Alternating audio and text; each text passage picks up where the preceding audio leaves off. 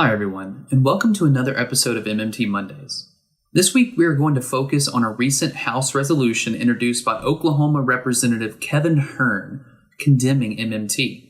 This is not the first asinine condemnation volleyed by Hern against MMT, but I want to focus on a specific part of his condemnation. Hern claims to be on some noble crusade to save the taxpayers from the evil MMTers. While anyone with a basic understanding of MMT knows that Hern is on something, it's not a noble crusade. But anywho, I will dissect the history of this cult of the taxpayer that Hern is so worried about and show how this dog whistle has a long history dating back to the days of Reconstruction. In fact, protecting the taxpayer is nothing more than racialized austerity politics used to protect white supremacy. It's no secret that Oklahoma Representative Kevin Hern is no fan of MMT. He has taken any opportunity to lambaste it. Dr. L. Randall Wray wonderfully refuted Hern's baseless claims with these crazy things called facts, as well as 3 suggestions for how to continue steady, equitable economic growth. I'm discouraged to hear that, that we don't think that deficits and debts matter when we talk about the modern monetary theory, and that countries that can print their own money can just take care of their issues, and we don't really have a responsibility. Last week, we had the opportunity to talk to the Fed chairman, Jerome Powell, sitting in your seat, and I asked him specifically about the modern monetary theory. And he stated, quote, "The idea that countries that borrow in their own currency can't get into trouble is just wrong. And the idea that debt does not matter is also wrong," end quote. Additionally, we have more than 40 leading economists were asked whether they agree with the underlying tenets of modern monetary theory by the University of Chicago's Booth School of Business. 100% of the respondents disagreed or strongly disagree with the economic principle. I don't believe that members of Congress are naive enough to believe in MMT as a way of servicing our debt. I believe that this is just a way to justify their multi-trillion-dollar wish list. Okay, thank you for the opportunity to speak here. In my statement, I argue that federal deficits and debt are not so scary. Neither is on an unsustainable path. Rather, persistent deficits and rising debt are normal. They're not due to out-of-control spending, now or in the future. They serve a useful public purpose. They're largely outside the control of Congress. And it's hard to imagine a scenario in which they create a financial crisis, lead to insolvency or high inflation, or trigger an attack by bond vigilantes. I want to focus on 2 graphs to back up these claims. I don't know if these can be shown. Okay, there we go. Figure 1 shows sectoral balances. In the aggregate, spending equals income. One sector can run a surplus only if at least one other runs a deficit. The government sector is in red in this graph, and except for the Clinton years, it is always in deficit below the line. Private sector is blue, including firms and households. It's almost always in surplus, except for the decade after 1996. When the private sector spent more than its income. The foreign sector is green and in surplus since the Reagan years. That's because we run a current account deficit reflected in our trade deficit. So the usual case is the government's deficit equals the sum of the private sector's surplus and the foreign surplus against us. This is an identity. You can't change one without changing at least one other balance. Those wanting to eliminate deficits have to tell us which of the other 2 balances will change to allow that to happen. Will they put the private sector in deficit? That's what happened in the dot-com and housing bubbles, leading to the global financial crisis. Or we'll get foreigners to run trade deficits? How? We've had a current account deficit for 40 years. Understanding sectoral balances shows why the federal balance is not under control of Congress, as it depends on the other 2 sectors. Finally, let's address the bond vigilantes and projections of exploding interest payments on the debt. Figure 11 shows debt service is driven by interest rates, not by the debt ratio. And interest rates are determined by monetary policy, not by the debt ratio, nor by bond vigilantes. So what do I recommend going forward? I actually agree with a lot of the comments made. We don't need tax hikes or spending constraint now, when growth seems to be moderating and there's no inflationary pressure. Indeed, doing that now might depress growth, so that the deficit would actually increase, as it always does in recession. The time to rein in the deficit will be when growth booms and inflation threatens. I'm not saying all deficits are good and created equal. I prefer well-targeted taxes and spending The recent tax cuts were inefficient because the main beneficiaries were high-income earners. This raised the deficit without boosting growth. It makes sense to shift taxes away from low to moderate incomes and onto high income and wealth. That raises consumption and encourages investment. Spending should be targeted to job creation and productivity increases. I don't take long-term projections very seriously. I remember when President Clinton projected budget surpluses for 15 years, retiring all the debt. The dot-com crash wiped out the surplus, and we've had deficits ever since. We at the Levy Institute warned in 1997 that would happen. Current CBO projections have the debt ratio rising continuously. This is based on the twin erroneous assumptions that debt raises interest rates and lowers investment and growth through crowding out. That ignores positive impacts of deficits on the private sector surpluses. This doesn't crowd out spending, but it increases net wealth and encourages growth.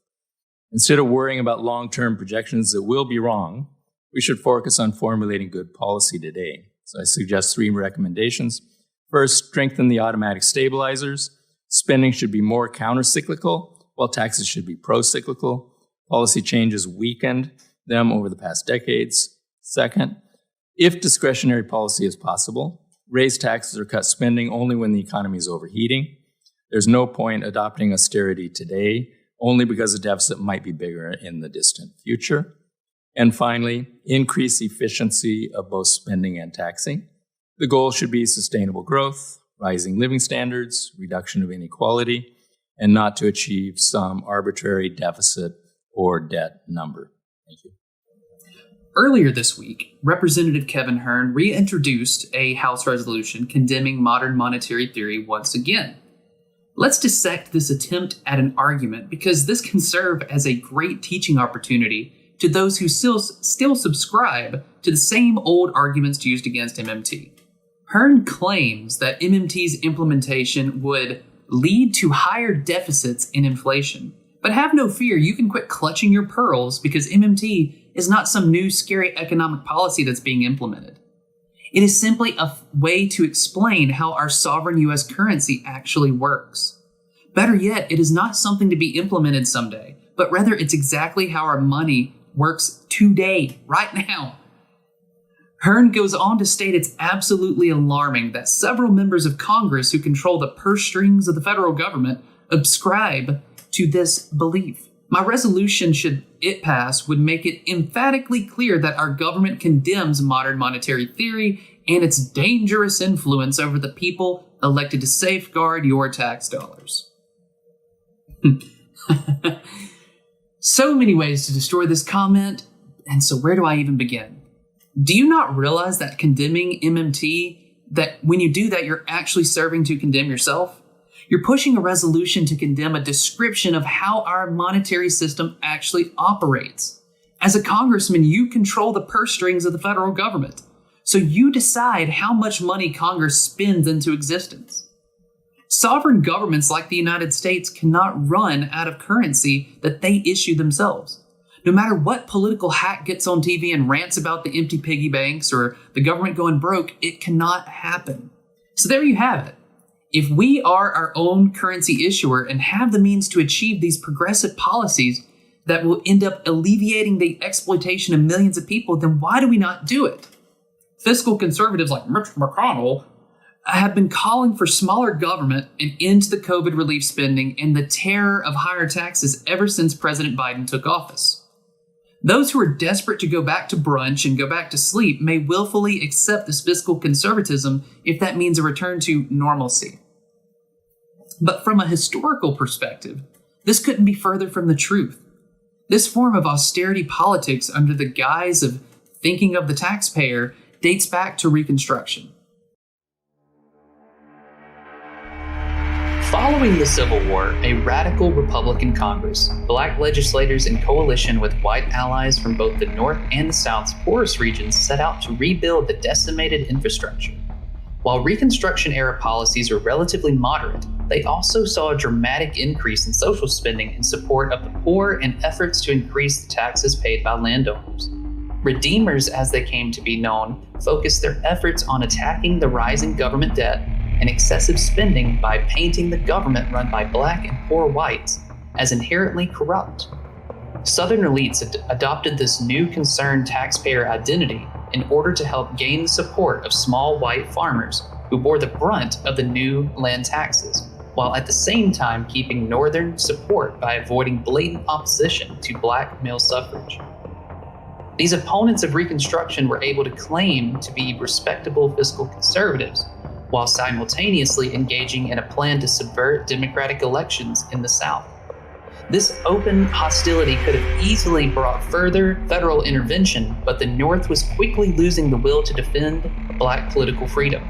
In the North, support for universal male suffrage was dwindling due to an influx in foreign immigration. Northern elites were receptive to plans to empower the taxpayers against the corrupt and incompetent poor. The political identity of the taxpayer was born out of this need to stifle the possibility of a multiracial working class alliance. All across the South, taxpayer unions sprung up, arguing that holders of property and payers of taxes deserved a voice in state legislatures due to their states suffering from unnecessary increases in public debts. Now keep in mind that these same supposedly oppressed taxpayers had up until recently owned a lot of property, that being slaves. Despite the fact that these taxpayer unions were made up of slave owners, they went to great lengths to ensure that their motives had nothing to do with slavery.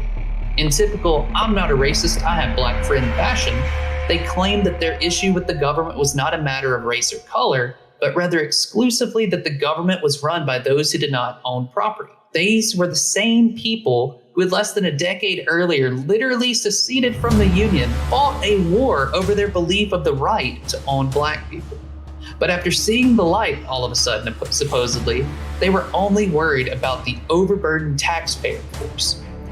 So instead, as W.E.B. Du Bois stated in Black Reconstruction of America, the fact that poor men were ruling and taxing rich men was the main charge of corruption that the elite Southerners made against Reconstruction governments. They would compare pre- and post-war expenses while ignoring the fact that emancipation had doubled most states' populations and how the war had destroyed the Southern economy. But they made sure to emphatically assure the government that it had nothing to do with race. When this didn't work, they settled on winning over poor whites, intimidating black voters, and regaining power in their state by any means necessary. This is where the benevolent identity of the taxpayer became so crucial. Southern elites saw how desperate state governments were for revenues to rebuild infrastructures and schools. By claiming to be just another struggling taxpayer, they were able to bridge the gulf of wealth between elites and impoverished farmers across the South. The resilient tax unions coordinated with the Ku Klux Klan to unleash wave after wave of political intimidation and violence that worked to win over poor whites. Examples like the Vicksburg Massacre of 1874 highlighted the success of these attacks. After the local taxpayer unions demanded that all of the black officials resign, a standoff which resulted in the deaths of nearly 300 black citizens. This massacre highlighted that in areas where taxes increased, the violence against black citizens grew as well. The election of 1876 ushered in the culmination of Southern resistance to Reconstruction. After nearly a decade of federal intervention, a stalemate in the Electoral College proved to be the final nail in the coffin for federal commitment to black freedom. In order to break a tie, the Republican Party agreed to end Reconstruction in order to continue control of the presidency. As Rutherford B. Hayes was being sworn in as the 19th president, cheers went up across the South, but not for the new president. Rather, these cheers went up to celebrate the successful overthrow of America's first experiment with multiracial democracy, which wouldn't occur again for another century.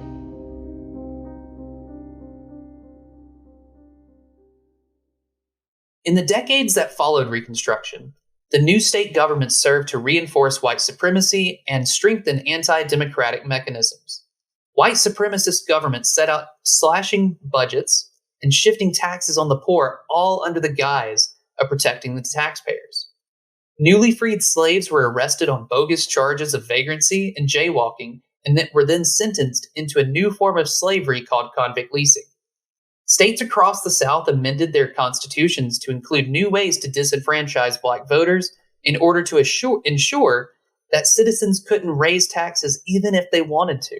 So not surprisingly, even after the Jim Crow era laws were repealed, white backlash against the civil rights movement once again ushered in an era of tax limitations, all in the name of protecting the taxpayer. This rhetoric about abusing the taxpayer was tailor-made to question the right of poor and Black Americans to benefit from or participate in their government. President Reagan championed the heroification of the taxpayer rhetoric. Despite changing the amounts from speech to speech, Reagan would claim that so-called welfare queens would receive a tax-free income of around $150,000 a year.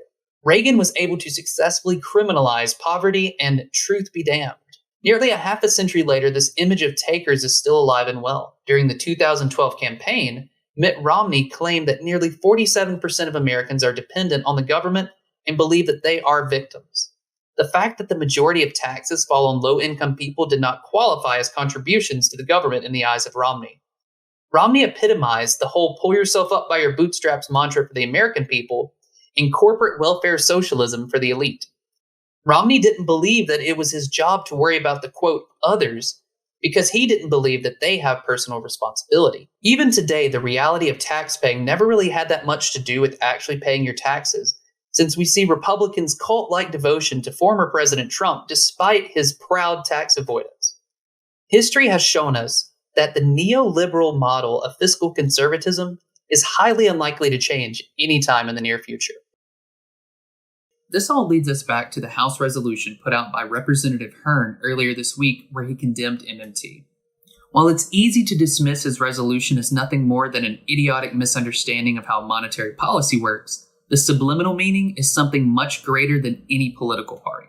His comments are nothing more than the latest iteration of Redeemer austerity politics that wish to subvert democracy, cut taxes for the rich, and deregulate big business, all at the expense of people of color and the working class in general. While Republicans are adopting their obstructionist posture, the Democrats are showing that they are ready to crumble at the first hint of a fight. That is why it is so important that we as the working class must stand up in solidarity against the corporate duopoly that is in power. For the last 150 years, we have suffered through dog whistle politics of the taxpayer that stood in the way of achieving racial and economic justice. Representative Hern's condemnation of MMT may sound meaningless, but when you look at the bigger picture, it is only the latest iteration of the supremacy of elites preventing bold, transformative, progressive policies. I want to give a special thanks to Vanessa Williamson of Dissent magazine, whose article, The Austerity Politics of White Supremacy, was especially helpful in the research process of this episode. If you enjoyed tonight's video, make sure to check us out at realprogressives.org and subscribe to get notifications on new video streams in YouTube, Periscope, Facebook, and Rockfin. Thank you and have a great week.